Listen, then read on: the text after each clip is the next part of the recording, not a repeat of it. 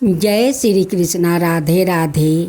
आज आप सभी ने श्रवण करेंगे निर्जला एकादशी मैया की और साथ में 11 से मैया की व्रत कथा।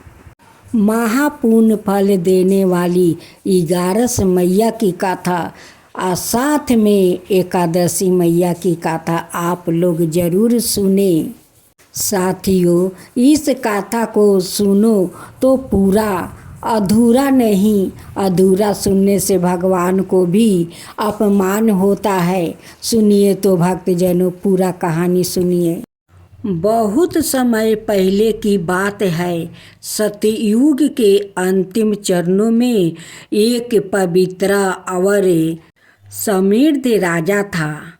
सोरगाढ़ा इस राज्य के राजा थे। महाराज जयवर्धन एक धर्मनिष्ठा, विद्वान और अत्यंत अन्यायप्रिय शासक था। उनका राज्य फलों फूलों से लादा रहता था। नदियों निर्मल बहती थी, खेतों में सोना उगती थी और प्रजा राजा को भगवान मानते थे। परंतु राजा की एक ही पीड़ा था, संतान का अभाव। वर्षों तक उन्होंने यज्ञ पूजा व्रत और तप किया, किंतु कोई संतान नहीं हुआ। अंत उन्होंने कठोर एकादशी व्रत 11 माता का व्रत किया। 12 बरस तक उन्होंने हर एकादशी को उपवास रखा। 11 माता की विधि पूर्वक पूजा की और हृदय से प्रार्थना की, माता मुझे एक नहीं 2 कन्या दो, जो इस राज्य की शोभा हो, मेरा कुल दीपक बने। तब एक रात सपने में 11 माता प्रकट हुई। उन्होंने कहा, हे राजवर्धन, तुम्हारे व्रत तप और श्रद्धा से मैं प्रसन्न हूँ। मैं तुम्हें 2 कन्या दूंगी, परंतु स्मरण रहे वो साधारण नहीं होगी। उनके प्राण उनके शरीर में नहीं होगा, बल्कि एक पवित्र तोते में बंद होगा। ये तोता तलहाटी में शपथ गंधा बन के एक दिव्या कल्प वृक्ष पर रहता है। उसे पकड़ कर ही कन्या धरती पर जन्म लेगी। प्रात होते ही राजा ने 100 सैनिकों को भेजा और महीनों की खोज के बाद वो दिव्या हरे पंखों वाला तोता पा गया। उसके पंखों में हल्का स्वर्ण आभूषण था और आँखों में ब्रह्मा ज्ञान की चमक। जब वो तोता दरबार में महल गया, तब राजा की रानी को गर्भ धारण हुआ। ठीक 9 महीना बाद 2 पुत्रिया का जन्म हुआ। दोनों को नामकरण हुआ, राजकुमारी सुरभि और राजकुमारी माधवी। दोनों कन्याओं को नाम पड़ा। सुरभि शांत, गंभीर और अद्भुत बुद्धि की धनी थी और शास्त्र वेद ज्योतिषी और युद्ध काल में निपुण होती गई। माधवी हंसमुख, चंचल और संगीता और चित्रकाल में पारंगत हुई। दोनों बहनों में अतुलनीय प्रेम थी। वो हर पल साथ रहती थी, साथ खेलती थी, गाती और साथ सोती थी। लेकिन महल के सबसे गुप्त कक्ष में एक स्वर्ण नगरा था। उसमें एक दिव्या सोने का पिंजरा रखा था, जिसमें वो तोता सुरक्षित था। उसे दिन में 7 बार गंगा जल से स्नान कराया जाता था। उसके लिए विशेष फल तैयार होते और हर एकादशी को 11 माता की पूजा के साथ तोते की भी विशेष आरती होती। राजा ने कभी भी अपनी बेटियों को उस तोते के बारे में नहीं बताया, परंतु दोनों बहनों को जब जब रात में सपना आता, एक दिव्या नारी स्वर में कोई कहता, अपने जीवन का सार समझो, अपने प्राणों की रक्षा करो। 11 माता कर रही है, परंतु परीक्षा की घड़ी दूर नहीं है। एक दिन जब बहनों की उम्र 16 साल की हुई, राज्य में एक विदेशी राजकुमार आया। राजकुमार वीरगद्दे, वो वीर था, सुंदर था, परंतु भीतर से अभिमानी और लोभी था। जब उसने सुरभि और माधवी को देखा तो चकित रह गया। उसने सोचा, इन दोनों में से कोई एक मेरी रानी होगी और मैं पूरे स्वर्ग का स्वामी बन जाऊंगा। लेकिन सुरभि ने विवाह से इनकार कर दिया। मैं अपने राज्य का लिए जीती हुई किसी हंकारी के साथ विवाह नहीं करूँगा। उसने कहा, वीरगद्दे का अभिमान आहत हुआ है। वो बदले की भावना से भर उठा। उसने एक रात महल के सेवक को लालच दिया और उस तोते को चुरा लिया। तोते को छूटते ही राजमहल में भूकंप जैसा कंपन हुआ। दोनों बहनों को एक साथ तेज पीड़ा हुआ। वो अचेत हो गई। तभी एक दिव्या प्रकाश में 11 माता सवाए प्रकट हुई। उन्होंने राजा से कहा, प्रभु, समय आ गया है जब सत्य और श्रद्धा की परीक्षा होगी। वो तोता आप राक्षसी परावृत्ति के हाथ में है। केवल श्रद्धा, व्रत और सच्चे प्रेम से ही उसे पुण्य पाया जा सकता है। माधवी को सवाए उस मार्ग पर जाना होगा जहाँ वो अपने प्राणों के साथ बहन के भी प्राणों की रक्षा करे। माधवी ने निश्चय किया। वो 11 माता का व्रत रखते हुए अकेली पर्वत की ओर निकल पड़ी। नंगे पैर, बिना भोजन किए, केवल जल पर उसने 11 माता की गाथा का जप किया। हर द्वादशी पर उपवास रखा और हिमालय की तलहटी में सप्तगंधा वन तक पहुंची। वहाँ एक गुफा में उसे तोते को देखा, पिंजरे में कैद और चारों ओर अंधकार था। जब वो तोते की ओर बढ़ी तो राक्षसी शक्ति प्रकट हुई। वीरगद्दे सवाए एक मायावी शक्ति में बदल गया था। युद्ध छिड़ गया, भावनाओं, धर्म का, श्रद्धा का। माधवी ने कहा, मैं अपने प्राण दे सकती हूँ, लेकिन अपनी बहन और राज्य का रक्षा के लिए रोक नहीं सकती। तभी 11 माता ने प्रकाश रूप में प्रकट होकर कहा, बेटी, तू परीक्षा में उत्तीर्ण हुई। तेरा प्रेम, त्याग और तप मेरी कृपा का पात्र है। उन्होंने उस तोते को आशीर्वाद देकर मुक्ति कर दिया और दोनों बहनों के प्राण उनके शरीर में वापस अस्थिर कर दिया। वीरगद्दे की मायावी शक्ति भस्म हो गई। माधवी को वरदान मिला, तेरा नाम योग तक याद किया जाएगा। 11 बरत की रक्षा करने वाली कन्या के रूप में जब राजमहल में माधवी और तोता वापस आए, सुरभि की आंखों से आंसू बह निकले। उसने बहन को गले लगाकर कहा, तू सिर्फ मेरी बहन नहीं, मेरी जीवनदाता है।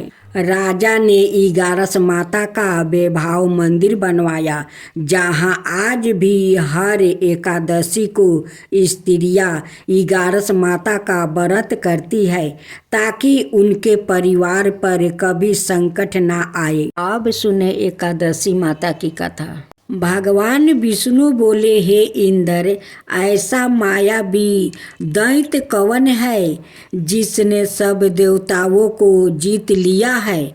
उसका क्या नाम है? उसमें कितना बल है और किसके आश्रय है और उसका स्थान कहाँ है? यह सब मुझसे विस्तार पूर्वक कहो। भगवान के ऐसे वचन सुनकर इंद्र बोले, हे सर्वव्यापी भगवान, प्राचीन समय में चंद्रावती नगरी में नारी जंघ नाम का एक राक्षस था। उसी के महापरिक्रमी और लोक विख्यात मूर नाम का पुत्र ने सब देवताओं को स्वर्ग से निकाल कर वहाँ अपना अधिकार कर लिया है। वो इंद्र, अग्नि, वरुण, यम, बाहु, ईशा, चंद्रमा, नैतिरथ आदि सबके स्थान पर अधिकार करके और सूर्य बनकर आप ही प्रकाश करता है। सवाई मेघ बन बैठा है और सबसे अजय है। हे असुर निकंदन, उस दुष्टों को मारकर देवताओं को निर्भय बनाइए। इंद्र के ऐसे वचन सुनकर भगवान विष्णु बोले, हे देवताओं, मैं शीघ्र ही तुम्हारे शत्रु का संहार करूँगा। तुम चंद्रावती नगरी को जाओ। इस प्रकार कहकर भगवान सहित सब देवताओं ने चंद्रावती नगरी की ओर प्रस्थान किया। उस समय दैत्यपति मूर दैत्य सेना सहित युद्ध भूमि में गरज रहा था। उस बलवान असुर की गर्जना सुनकर सब देवता भय के मारे चारों दिशाओं में भागने लगे। जब सवाए भगवान विष्णु रणभूमि में आए तो दैत्य उनको भी देख कर अनेक प्रकार के अस्त्र शस्त्र और आयुध लेकर दौड़े। भगवान ने उनको आते देखकर सर्प के समान अपने बाणों से उनके शरीरों को बींध डाला। अनेक दैत्य उनके हाथों से मारा गया। केवल एक मूर ही बाचा रहा। वो अविचल भाव से भगवान के साथ युद्ध करता रहा। भगवान जो भी छीन बाण उसके शरीर में मारते, वो उसके लिए पुष्पा के समान हो जाते। शास्त्रों के प्रहार से उसका शरीर छीन बीन हो गया, परंतु वो फिर भी युद्ध करता ही रहा। अब वो आप से मल्ल युद्ध करने लगा और 10,000 बरस तक उनका मल्ल युद्ध होता रहा, परंतु वो दैत्य भगवान से पराजित ना हुआ। तब भगवान विष्णु युद्ध से थक कर बद्रिका आश्रम चले गए। वहाँ पर एक हेमवती नाम की सुंदर गुफा थी। उसमें विश्राम करने के लिए वो उसके अंदर प्रवेश कर गया। यह गुफा 12 योजन लंबी थी और उसमें एक ही द्वार था। भगवान वहाँ जाकर सो गया। वो दैत्य उनको सोया हुआ देखकर मारने के लिए उद्यत हुआ। वो अभी मारने का प्रयत्न कर ही रहा था कि उनके शरीर से एक अत्यंत प्रभावशाली सुंदर कन्या अस्त्र शस्त्र धारण किए हुए प्रकट हुई और दैत्य के सामने आकर युद्ध करने लगी। वो दैत्य उस बलवान कन्या को देखा, आश्चर्य विनीत होकर उसके साथ युद्ध करने लगा। उस कन्या के ऐसे भयानक पराक्रम को देखकर दैत्य विचारने लगा कि इस कन्या को किसने बनाया है जो ऐसा भयानक युद्ध कर रही है। वो ऐसा विचार कर ही रहा था कि उस महादेवी ने उस बलवान दैत्य के रथ को चूर चूर कर दिया और उसके अस्त्र शस्त्र को काट कर टुकड़े टुकड़े कर दिया। तब वो दैत्य महान क्रोध करके मल्लेल युद्ध करने लगा, परंतु देवी ने उसको धक्का मारकर मूर्छित कर दिया। जब वो दैत्य मूर्छित से जागा तो उस देवी ने उसका सिर काट डाला। इस प्रकार वो दैत्य तो पृथ्वी पर गिरकर मृत्यु को प्राप्ति हुआ और बाकी दैत्य डर के मारे पाताल लोक को भाग गया। जब भगवान विष्णु की निद्रा टूटी तो उन्हें मूर दैत्य का काटा हुआ सिर ओ कन्या को दोनों हाथों जोड़कर खड़े देखा। तब भगवान उस कन्या से पूछने लगे कि हे देवी, जिस दैत्य से इंद्रादि के सब देवता भयभीत होकर स्वर्ग से भाग गया था, उसको किसने मारा है? वो कन्या कहने लगी कि भगवान, जब आप निद्रा में थे तो यह दैत्य आपको मारने के लिए उद्यत हुआ। उस समय आपकी योग माया द्वारा आपके शरीर से प्रकट होकर मैंने इस दैत्य को मार गिराया है। यह सुनकर भगवान कहने लगे कि हे देवी, तुमने देवताओं के भय को दूर करके बड़ा भारी कार्य किया है। अत तुम अपनी इच्छा अनुसार वर मांगो। तब वो देवी बोली, हे भगवान, यदि आप मुझे वरदान देना ही चाहते हैं तो यह वरदान दीजिए कि जो कोई भी मेरा व्रत करे उसके सब पाप नष्ट हो जाए और अंत में मोक्ष को प्राप्ति होवे। जो इस व्रत का पुण्य है उसका आधा रात्रि को भोजन करने वाले को मिले और जो एक बार भोजन करे उसको भी आधा फल प्राप्ति हो जाए। मनुष्य भक्ति पूर्वक मेरे व्रत में एक बार भी भोजन ना करे, उसको धर्म धन और मुक्ति प्राप्ति हो। भगवान ने कहा, हे कल्याणी, ऐसा ही होगा। मेरे और तुम्हारे भक्ति एक ही होगा और वो अंत में मोक्ष को प्राप्ति करके मेरे लोक को जाएगा, क्योंकि तुम एकादशी को प्रकट हुई हो और तुम्हारा नाम एकादशी ही होगा। तुम मुझे सब तीर्थों से प्रिय हो, इस कारण तुम्हारे व्रत का फल सब तीर्थों से भी अधिक फल देने वाला होगा। ऐसा कहकर भगवान अंतर्ध्यान हो गए और प्रभु के उत्तम वचनों को सुनकर एकादशी माता प्रसन्न हुई। भगवान श्री कृष्णा कहते हैं कि युधिष्ठिर, सब तीर्थों के फल से एकादशी व्रत का फल सर्वश्रेष्ठ है। एकादशी व्रत करने वाले को मैं मोक्ष पद देता हूँ, उसके शत्रुओं का नाश और समस्त विघ्नों का नाश करता हूँ। यह मैंने तुमको एकादशी माता की सब वृत्तांत बतलाया है। एकादशी माता पापों को नष्ट करने वाली है और सिद्धियों की देने वाली है। उत्तम पुरुषों को दोनों पक्ष की एकादशियों समान ही सामना करना चाहिए। कोई भेदभाव नहीं समझना चाहिए। जो मनुष्य इस एकादशी के महात्म्य को पढ़ता अथवा सुनता है, उसको अश्वमेध यज्ञ का फल प्राप्ति होता है और वो करोड़ों वर्ष तक विष्णु लोक में वास करता है।